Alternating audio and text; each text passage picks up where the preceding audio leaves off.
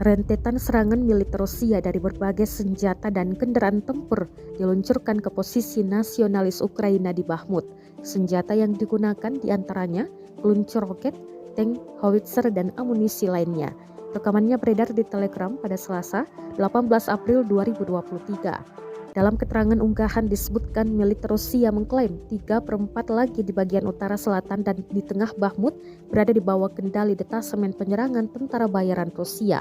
Sementara penerbangan operasional taktis dan angkatan darat Rusia menghantam cadangan nasionalis Ukraina yang maju ke bagian depan ini.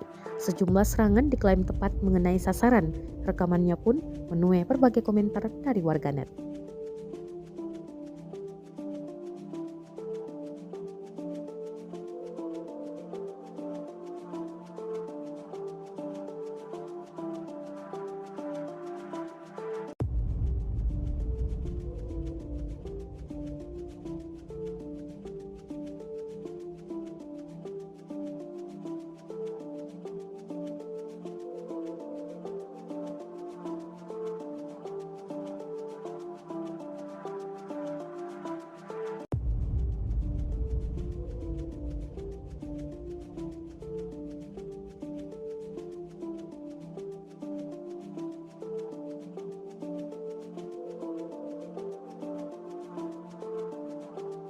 Terima kasih sudah nonton.